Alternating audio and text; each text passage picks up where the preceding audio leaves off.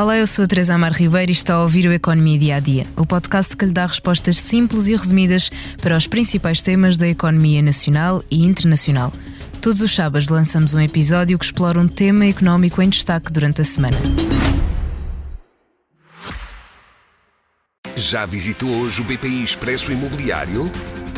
Agora pode calcular o valor da sua propriedade e guardar a documentação da sua casa e do recheio numa nova área pessoal única no mercado.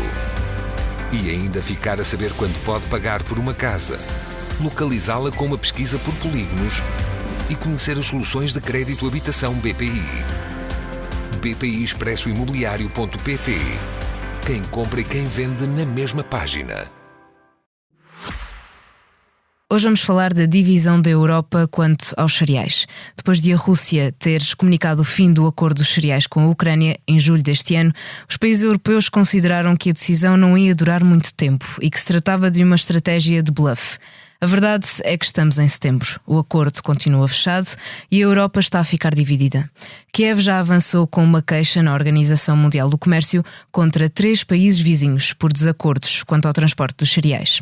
Vamos ouvir Volodymyr Zelensky, o presidente da Ucrânia, esta semana na Assembleia Geral da ONU. It is alarming to see how some in Europe, some our friends in Europe, play out solidarity in political theater, making thriller from the green. And they may seem to play their own role, but in fact, they are helping set the stage to a Moscow actor. Em resumo, o presidente ucraniano disse que é alarmante ver como algumas pessoas na Europa, alguns dos seus amigos, desempenham um papel de solidariedade num teatro político, fazendo um thriller com os cereais.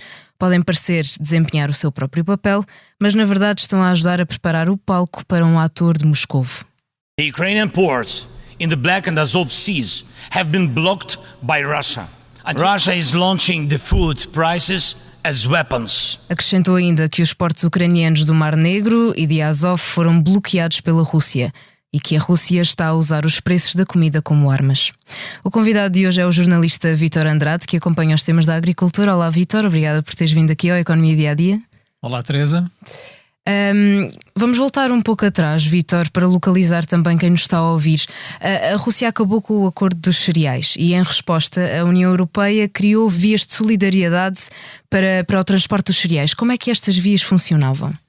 Basicamente, estas vias de solidariedade, como tu bem disseste, foram criadas em alternativa ao bloqueio do Mar Negro, da circulação de navios no Mar Negro. Portanto, no fundo, foi uma alternativa que a Europa encontrou ao bloqueio da exportação de cereais por parte da Rússia. O que é que isso significava? Significava que havia várias vias férreas que eram abertas através da Polónia, nomeadamente, que é logo ali ao lado, a Hungria e por aí fora, alguns países vizinhos da Ucrânia, através dos quais, estou a falar nomeadamente de caminhos de ferro, os cereais da Ucrânia saíam em alternativa precisamente aos portos no sul do Mar Negro. E portanto saíam para onde? Para destinos, ou para destinos finais em alguns países europeus, ou então para portos europeus no Mediterrâneo, por exemplo, de onde daí depois seguiriam para outros destinos terceiros.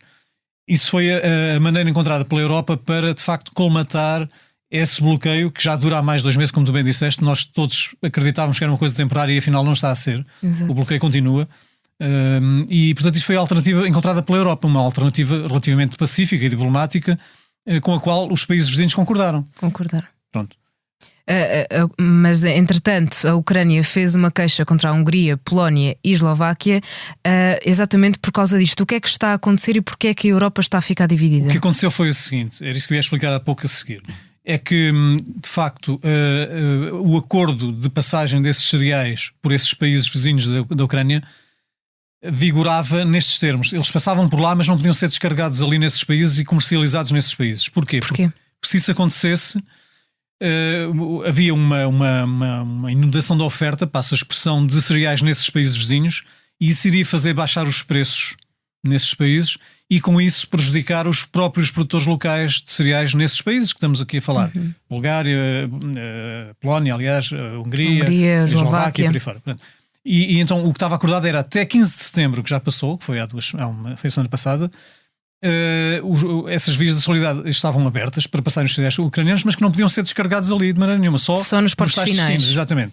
Pronto, o que é que agora aconteceu? Esse acordo acabou no dia 15 de setembro E o que está a acontecer agora é precisamente, abriu-se aqui uma brecha, quase uma guerra dos cereais, entre aspas, entre alguns países europeus que são esses, que não querem de todo que sejam ali descarregados cereais nos seus países, porque isso pode, de facto, alterar o equilíbrio de preços que são pagos aos seus produtores, porque estamos a falar de países que todos eles produzem muitos cereais, atenção.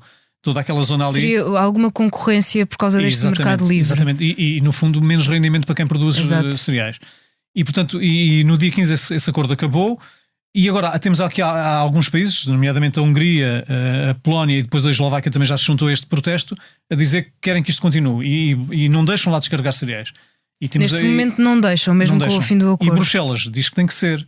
Ou seja, estão a ir contra Bruxelas, daí estar a Europa dividida. Exatamente, há aqui uma divisão. E depois, como tu disseste, a Ucrânia já apresentou uma queixa à Organização Internacional do Comércio precisamente por causa desta questão que está aqui a acontecer. Isto é caricato, no fundo a Europa quer ser solidária com a Ucrânia, mas depois não permite que isto se passe. E depois há aqui uma questão que convém também deixar frisar um pouco, que é em alguns destes países, por exemplo na Polónia, vai haver eleições em breve. E o governo polaco tem que falar para o seu público, por assim dizer, para o seu eleitorado. E portanto, fica-lhes bem a quem vai ser candidato dizer não, nós estamos aqui para assegurar os vossos direitos, nós aqui não deixamos descarregar nenhum cereais ucranianos. Os vossos rendimentos são garantidos. Isto importa para o público interno de cada um destes países, e depois também há eleições noutros países ao lado em que isto está a acontecer. Ou seja, os governantes estão a falar muito para o seu próprio, para a sua própria eleitorado, para o seu próprio eleitorado, a propósito desta questão dos cereais. E no fundo o que está a acontecer é que de facto estamos a seguir um impasse também nesta matéria, porque isto já nem devia estar a acontecer. O que devia estar a acontecer era os portos ucranianos no sul do Mar Negro estarem abertos e estarem a exportar isso, mas isso a Rússia não quer. E como isso não está a acontecer, portanto, encontrou-se essa alternativa que tínhamos falado há pouco, das vias da solidariedade, que agora chegaram ao fim e o mercado ficou livre. E é caricato que estamos a falar de um espaço económico europeu que é livre, onde o mercado é livre, e há aqui estas restrições que alguns países querem impor. Tudo isto é um bocado contraditório e difícil de gerir do ponto de vista diplomático, nomeadamente. Exato, como dizias há pouco, nós pensámos inicialmente, e até falámos aqui no podcast, que poderia ser um acordo que ficava fechado por pouco tempo e que depois a Rússia iria dar um passo atrás, mas afinal o acordo continua fechado passado 2 meses. A longo prazo, o que é que isto pode implicar, Vítor? A longo prazo pode criar mais problemas do que aqueles que já existem. Nós já assistimos no passado, cada vez que havia um impasse na renovação do acordo de exportação de cereais, através do Mar Negro, já assistimos a escaladas de preços dos cereais no mercado internacional. Desta vez também houve, logo a seguir a este bloqueio, em junho e julho, aliás, e alguma parte de agosto, houve ali também alguma escalada de certa forma de preços. Atualmente o mercado internacional já absorveu esta imprevisibilidade, por assim dizer. Ou seja, os preços estabilizaram ali um pouco em alta. Exato. E estão ali assim, não são propriamente a disparar. Mas a prazo isto pode vir a acontecer. Pode vir a acontecer que se não houver uma resolução para este problema dos portos ucranianos no Mar Negro, pode vir a acontecer aqui de facto um disparo, novamente uma escassez de produtos alimentares. Claro, não nos podemos esquecer que a Ucrânia é um dos maiores exportadores de cereais da Europa. Sim, da Europa e do mundo. Da Europa e do mundo. A nível mundial é para aí o 7º ou 8º produtor de cereais. Sim, claro que mexe muito com o mercado. Exato.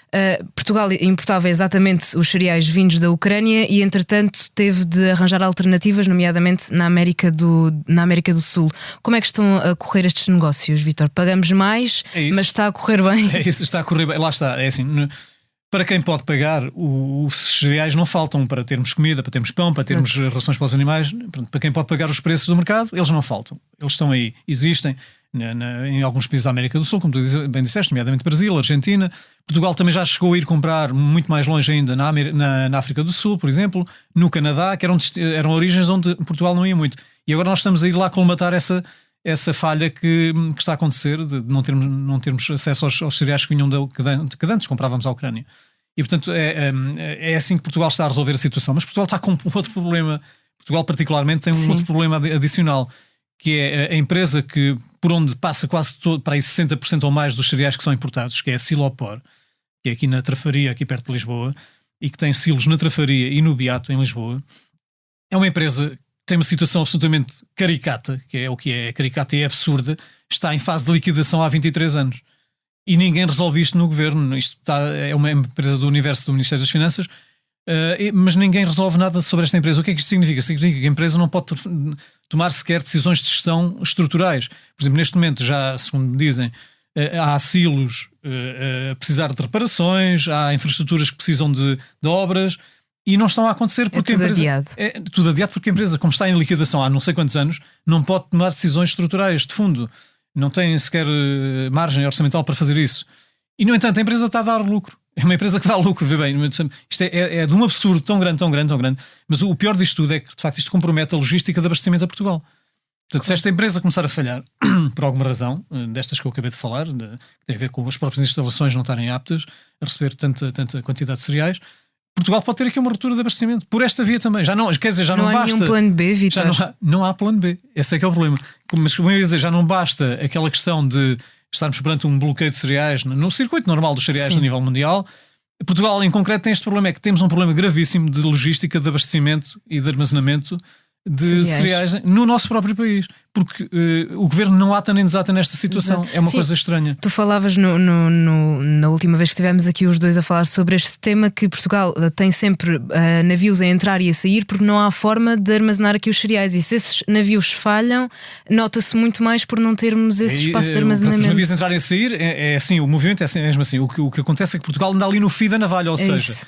Os cereais que chegam para abastecer o mercado nacional são aqueles que são logo usados a seguir, ou seja, não há nenhuma armazenagem, não há stocks, praticamente. Exato, não há stocks, é isso. Andamos ali em cima do fio da navalha, precisamente. E Portugal debate-se já há muito tempo com esse problema e não há meios de resolver esse problema. Não se entende isto. Isto é uma questão de política, de gestão, de opções políticas que têm que ser feitas, e parece que ninguém está a querer ver o problema, andam todos a empurrar com a barriga. O Ministério da Agricultura, que não é propriamente, não tutela a Silapor, mas isto é um problema de alimentação também não diz nada sobre a matéria. O Ministério das Finanças, que tutela a Silapor, não resolve nada, não dá autonomia à empresa para fazer essas coisas, e andamos aqui nisto. E Portugal, assim, corre sérios riscos de um dia ter um problema grave de abastecimento de cereais, precisamente. Em risco também, e falávamos disso no último episódio, estão os países africanos, por serem também mais vulneráveis exatamente nesta situação da falta de cereais. Os cereais têm chegado ao continente africano em quantidades necessárias ou agravou-se o problema da fome naquele continente? Os problemas de fome nunca deixaram de existir, diga-se passagem. Tristemente, mas é o que se passa. Daí o agravou-se, não é? Pronto. O que aconteceu, entretanto, neste impasse que está a acontecer agora, passa a redundância, no Mar Negro, é que a Rússia, numa atitude de hipocrisia pura e dura, começou a levar alguns cereais diretamente da Rússia para alguns desses países africanos, onde até o grupo Wagner, todos falam constantemente, está presente. Ou seja, esta atitude da Rússia, de facto, acho que é uma grande hipocrisia política, porque é a Rússia a dizer àqueles países: olha, estão a ver, nós aqui estamos do vosso lado, tem aqui diretamente comida posta no prato por nós, portanto vocês têm que ser nossos amigos e têm que concordar com... É um bocado isto, e isto de facto ultrapassa todos os limites do bom senso e da diplomacia, daquilo que diz ser diplomacia económica neste caso, mas é o que está a acontecer. Ou seja, os países africanos, nomeadamente os do Corno da África, que são os mais, Eritreia, Somália, por aí fora, são aqueles os mais vulneráveis. Não deixaram, portanto, continuam a receber alguma comida, mas muito menos do que aquela que necessitariam. Claro. Mas dessa forma que eu te estou a dizer, com alguma chantagem diplomática à mistura por parte da Rússia. Exato. Vítor, muito obrigada. Vamos então aguardar para percebermos como é que esta divisão da Europa vai caminhar daqui para a frente.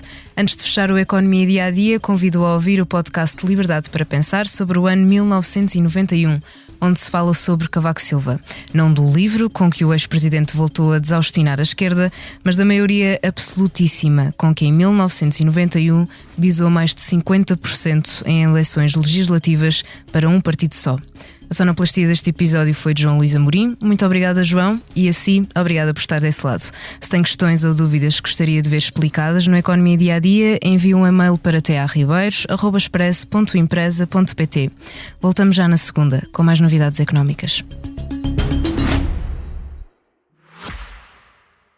Já visitou hoje o BPI Expresso Imobiliário? Agora pode calcular o valor da sua propriedade e guardar a documentação da sua casa e do recheio numa nova área pessoal única no mercado. E ainda ficar a saber quanto pode pagar por uma casa, localizá-la com uma pesquisa por polígonos e conhecer as soluções de crédito habitação BPI. BPI Expresso Imobiliário.pt.